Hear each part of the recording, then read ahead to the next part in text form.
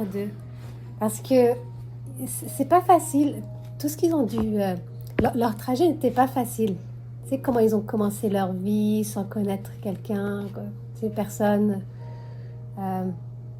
C'est très lourd au début pour eux. Et puis là, les voir comme ça, tout souriants, puis bien intégrés, puis ils sortent, connaissent de mieux en mieux la ville, plus de monde. Tu sais, c'est important de souligner ces succès-là. Les, les gens,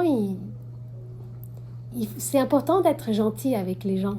On sait pas par quoi ils passent en ce moment. Puis je pense que c'est ça notre force, c'est notre petite communauté francophone. Là, même si on se voit pas tout le temps, mais on est là pour se soutenir, pour s'écouter, pour s'aider, pour faire des activités amusantes ensemble. Ça, c'est quelque chose de précieux. C'est sûr que quand tu dis décollage, moi je pense que quand j'étais enfant, je voulais devenir astronaute. Je voulais prendre une navette puis aller voir de quoi on a l'air de là-haut, tu sais. Il y a quelque chose de très poétique, je trouve, dans l'espace et dans ce pas de recul. Et d'ailleurs, il y a un magnifique court-métrage qui s'appelle « J'ai vomi dans mes cornflakes ». C'est un texte magnifique sur le fait que tous les enfants veulent devenir astronautes parce que le monde ici ne suffit pas, n'est pas assez beau. Puis au final, on finit par trouver 2-3 trucs qui nous retiennent sur Terre. Donc moi, quand tu me dis décoller, c'est pas un avion, là, c'est la navette spatiale, puis on s'en va pour une aventure. Là. OK. Alors, mon poster s'appelle Enrichir nos racines.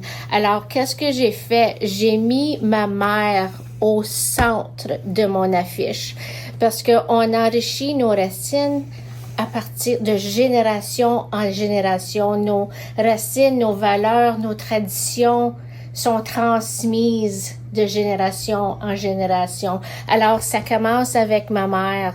Puis là, toutes les images qui me faisaient penser à elle, puis à nos traditions qu'elle nous a transmises. Au commencement, quand on voulait avoir notre drapeau franco-ontarien, on avait un mot pour, mais on avait besoin des volontaires pour le planter. Puis, cette photo-là, c'est M. Gagné qui posait avec mon mari Jacques. Puis, il y avait aussi un M. Thériault, puis un autre monsieur. Mais ils sont portés volontaires pour le poser. Bon, on a un drapeau permanent à Terrace Bay.